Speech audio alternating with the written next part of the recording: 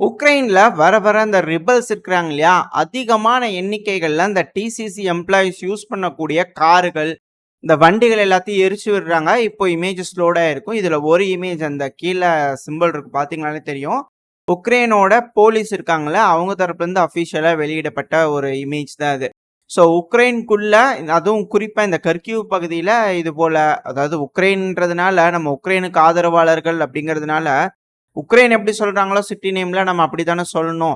கர்கவ் அப்படிங்கிறது போல அவங்க தரப்பு சொல்றாங்க. ஆனா ரஷ்ய தரப்பு வந்து கர்கிவ்னு தான் சொல்றாங்க. ஸோ நம்ம கர்கிவ்னே வச்சுக்கலாம். கர்கிவ் பகுதியில வந்து பார்த்தீங்கன்னா, இது போல கார்கள் வந்து பார்த்தீங்கன்னா, எரிச்சு விட்டு போயிருக்கிறாங்க. அதுக்கான இமேஜஸ் போலீஸ் வந்து விசாரணையில வந்து ஈடுபட்டுட்டு இருக்காங்க. இப்ப இத பத்தி வந்து பார்த்தீங்கன்னா, உக்ரைனோட மீடியாக்கள் வந்து இன்டர்வியூ வைப்பாங்க இல்லையா? சைட்ல வீடியோ பதிவுகளோட இருக்கும். அதுல கீழயே டிரான்ஸ்லேஷன் இருக்கு. இதுல வந்து என்ன சொல்லியிருக்கிறாங்க அப்படின்னா இது போல இந்த ரெசிஸ்டன்ஸு, தீவிரவாதிகள் இவங்கலாம் யாரு தெரியுங்களா? அவங்கலாம் எனிமி மாரி தான் கன்சிடர் பண்ணுங்க. எனிமிய எப்படி ட்ரீட் பண்றோமோ அப்படிதான் பண்ணணும். இவங்களலாம் புடிச்சு கொண்டு போய் கோர்ட்ல நிப்பாட்டி, எல்லாம் விசாரிச்சு என்ன பிரயோஜனம்? அதெல்லாம் வேண்டாம். எனிமி என்ன பண்ணுவோம்? நம்ம தீவிரவாதிகள் வந்துட்டாங்க. இப்ப ரஷ்யா வீரர் உள்ள வந்துட்டாங்க. என்ன பண்ணுவோம்? பார்த்து சுடுவோம் இல்லையா? அது போல பண்ணிரணும் அப்படிங்கிறது போல, அவங்க தரப்புலருந்து ஓப்பனாவே மீடியால வந்து விவாதங்கள் வைக்கிறாங்க. அப்ப என்ன மாதிரியான நடவடிக்கைகள் இவங்க மக்களுக்கு எதிர்ல எடுப்பாங்க அப்படிங்கிறது தெரியல. அதை இரும்பு கரம் கொண்டு அடக்குவாங்க அப்படிங்கிறாங்களா? அது இதுதான் போல இருக்குது.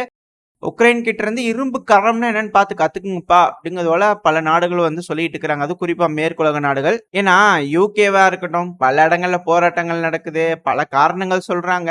பட் இருந்தாலும் போராட்டங்கள் அங்க நடக்குது. 2வது பிரான்ஸ்ல பல இடங்கள்ல குற்றச்சாட்டுகள் இப்போ ஒலிம்பிக் நடந்துட்டு இருக்குது. ஸ்விம்மர்ஸ்லாம் வந்து பார்த்தீங்கன்னா, ரொம்ப அன்கம்ஃபர்டபுளா ஃபீல் பண்றாங்க. அந்த இமேஜஸ்லாம் நீங்க பார்த்தீங்கன்னா தெரியும். அவங்க ரொம்ப சிரமப்படுற விஷயங்கள்லாம் தெரியும். இந்த ஒலிம்பிக்ஸ் இருக்கக்கூடிய மக்கள் ரொம்ப அதிக அளவுல சிரமப்படுறாங்க. 2வது அங்க ஏகப்பட்ட பிரச்சனைகள் வருது. ஒரு விசிட்டரா வந்த ஒலிம்பிக்ஸ் பார்க்கலான்னு வந்து ஆஸ்திரேலியாலேருந்து வந்த ஒரு பொண்ண வந்து பார்த்தீங்கன்னா, ரேப் பண்ணிட்டாங்க. இதுபோல ஏகப்பட்ட விஷயங்கள் இந்த பிரான்ஸ்ல குற்றச்சாட்டுகள் இருக்கு. வன்முறைகள் நடக்குது, போராட்டங்கள் நடக்குது அப்படிங்கலாம் சொல்லப்பட்டு வருது. ஸோ உக்ரைனை பார்த்து இவங்கலாம் கத்துக்கிட்டு இருக்காங்க அப்படிங்கிற மாற்று கருத்து இல்ல. பல விஷயங்கள் பார்த்து கத்துக்கிட்டு இருக்காங்க அப்படிங்கிறது மாற்று கருத்து இல்ல. அப்புறம் இன்னொரு விஷயம் இதுல இருக்கு.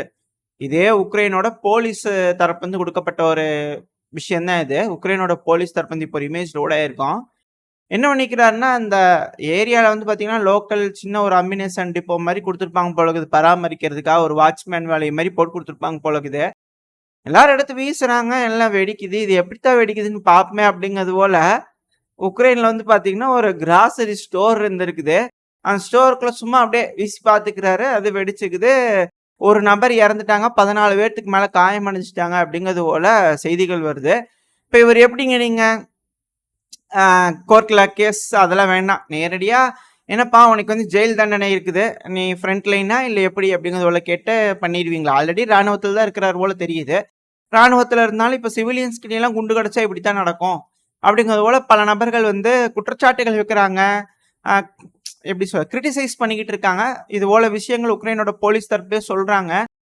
கஷ்டமா தான் இருக்கு. பட் இருந்தாலும் எந்த மாரியான ஒரு சூழ்நிலை நோக்கி போயிட்டு இருக்கு அப்படிங்கிறது தெரியல. ஏன்னா, இந்த உக்ரைன்ல 40 கார்கள வந்து பார்த்தீங்கன்னா, இது போல தீ வச்சு எரிச்சிருக்கிறாங்க அப்படிங்கலாம் சொல்லப்பட்டு வருது. அதனால கொந்தளிக்கிறாங்க அந்த சைடு மிலிட்டரி தரப்புல. ஆளுங்கள புடிச்சு புடிச்சு உள்ள டிசிசி எம்ப்ளாயி போட்டீங்கன்னா, இந்த மாரி குண்டுகள தூக்கி போடுறாங்க. அது மட்டும் இல்லாம இதுலலாம் தப்பிச்சு ஊர விட்டு ஓடிடலாம். நாடே வேண்டான்னு ஓடிடலாம் அப்படின்னு பார்த்தீங்கன்னா, இப்ப வரைக்கும் இந்த ஓடுற தண்ணி இருக்கு இல்லையா? அதுல மாட்டி குறைஞ்சது 30 நபராவது இறந்திருப்பாங்க அப்படிங்கிற போல செய்திகள்லாம் வருது. இது பேச ஆரம்பிச்சுட்டாங்க பரவலா.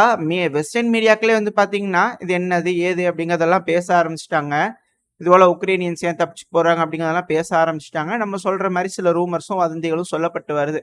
அதாவது இந்த பிரைவேட் மிலிட்டரி மாரி கூப்பிடுறாங்க. அதனால இஷ்டம் இல்ல அப்படிங்கிறது போல அவங்க தரப்புல இருக்குது. எல்லாம் வதந்திகள் தான். ஏன்னா மொபைலைசேஷனுக்கு வந்து லா கொண்டு வந்திருக்கிறாங்க. 2வது பிரைவேட் மிலிட்டரி உருவாக்கலாம் அப்படிங்கிறதுக்கான டிராஃப்ட் கொண்டு வந்திருக்கிறாங்க பார்லிமென்ட்ல. ஸோ இதெல்லாம் அக்ரி ஆனதுக்கு அப்புறம் தான் நம்ம எதுவும் முடிவெடுக்க முடியும். அதுக்கு முன்னாடி நம்ம எதுவும் சொல்ல முடியாது. உக்ரைன் தரப்புலருந்து எதாவது சொன்னா தான் நம்ம சொல்ல முடியும். ஸோ இது போல விஷயங்கள்லாம் உக்ரைன்ல நடந்துகிட்டு இருக்கு. ஆனா இப்ப ஜெலன்ஸ்கி அவர்களுக்கு தெரிஞ்சிருச்சு. ரெஃபரண்டம் வைக்கிறாங்க. அந்த பகுதிகள் ரஷ்யா பிடிச்செல்லாம் வச்சுக்கிட்டுமா அப்படிங்கிறது போல வைக்கிறாங்க. அதுக்கப்புறம் மக்களோட நிலை என்ன அப்படிங்கிறது அந்த ரெஃபரண்டமோட முடிவுல தெரிஞ்சிரும். ஆனா ஜெலன்ஸ்கி அவர்களுக்கு ஒரு விஷயம் தெரிஞ்சிருச்சுங்க. அதாவது இந்த ரஷ்யா இருக்கிறாங்கல்ல, இதுக்கு மேல இந்த கர்கிவ் பகுதியெல்லாம் குறி வைக்க மாட்டாங்க, முன்னேற மாட்டாங்க. அவங்களோட டார்கெட்லாம் வந்து பார்த்தீங்கன்னா, பொக்ரோஸ்ங்க அப்படின்னு. இதே பொக்ரோஸ்க்கு பக்கத்துல 10 கிலோமீட்டர், 12 கிலோமீட்டருக்கு ஸ்கேட் போர்டு வச்சே வந்துட்டாய்ங்க. எல்லாம் நடந்தே வந்துட்டாங்க. பிக்னிக் போற மாரி வந்துட்டாய்ங்க. ரஷ்ய வீரர்கள். போன வீடியோ பதிவு பார்த்துருந்தீங்கன்னா தெரிஞ்சிருக்கும். ஸோ இப்படி இருக்கும்போது, இப்பதான் வந்து கர்கிவ் பகுதி வந்து ஒரு டீகாய் மிஷனு. அது வந்து சும்மா திசை திருப்புறதுக்காக அந்த பக்கத்துல முன்னேறிக்கிறாங்கன்றது செலன்ஸ்கி அவர்களுக்கு இப்ப தெரிஞ்சிருச்சு. ஸோ மெயினான இலக்கு இதுக்கு மேல பொக்ரோஸ்க்கு அப்படின்னு சொல்லிட்டு இப்ப என்ன அந்த சைடு வருவீங்களா அப்படின்ற கேள்விகள் வருது இல்லையா? இப்போன்னு பார்த்து வரக்கூடிய ரூமர்ஸின் அடிப்படையில சில தகவல்கள். அதாவது இந்த சுமி பகுதியில அதிகமான பிராட்லி இன்ஃபேண்ட்ரி வெஹிக்கிள் அப்புறம் டேங்கர் உக்ரைன் வந்து பாத்தீங்கன்னா கொண்டு போறதுக்கான பாதைகள். அங்க இருக்கக்கூடிய மக்கள்லாம் வந்து பாத்தீங்கன்னா அரசல் புரசலா பேசுறதெல்லாம் வச்சு உக்ரைனுக்குள்ள ரஷ்யாவோட ஸ்பை இருப்பாங்க இல்லையா? இந்த எஸ்பிஓ சேர்ந்தவங்க இவங்களா இருப்பாங்க இல்லையா? இந்த கேஜிபி ஏஜென்ட்லாம் சொல்றாங்க. இப்ப கேஜிபி இல்ல, இப்ப எஃப்எஸ்பியா மாறிடுச்சு. ஸோ இது போல ஏஜென்ட்ஸ்லாம் இருப்பாங்க இல்லையா? அந்த காலத்துல உக்ரைன் வந்து ரஷ்யாவோட இருக்கும்போது நம்ம சோவியத் யூனியன் காலத்துல பேசுறோம். அது போல அந்த வயசான நபர்கள் இருப்பாங்க இல்லையா? அந்த நபர்கள். ஸோ அவங்களும் வந்து இருக்கிறாங்க இல்லையா? அவங்க எப்படியோ கான்டாக்ட் எஸ்டாப்ளிஷ் பண்ணி அவங்களுக்குள்ள வந்து பாத்தீங்கன்னா எப்படி கான்டாக்ட் இருக்குது, எந்த மாதிரியான நபர்கள்ட்ட பேசிக்கிறாங்க, என்ன பேசிக்கிறாங்க எல்லாத்தையும் தெரிஞ்சுக்கிட்டு இங்க யாரோ ஸ்பை இருக்கிறாங்க. ஏன்னா இந்தா ஃபேப் குண்டுகள் வச்சுக்கோ அப்படின்னு அந்த பகுதியில் நிறைய வந்து போட்டு போயிடுறாங்க ரஷ்ய தரப்புல இருந்து. பரவாயில்ல அப்படியே தூவி விட்டு போயிடுறாங்க. 500, 1500 அப்புறம் கொஞ்சம் நிறைய இருக்குதுன்னு தெரிஞ்சா 3000 இது போல கொண்டு வந்து தூவி விட்டு போயிடுறாங்க. இதெல்லாம் எப்படி தெரியுது அப்படின்னு யோசிக்கும் போது தான் அங்க இருக்கக்கூடிய லோக்கல்ஸ் வந்து பாத்தீங்கன்னா இன்ஃபர்மேஷனை ஷேர் பண்ணிடுறாங்க.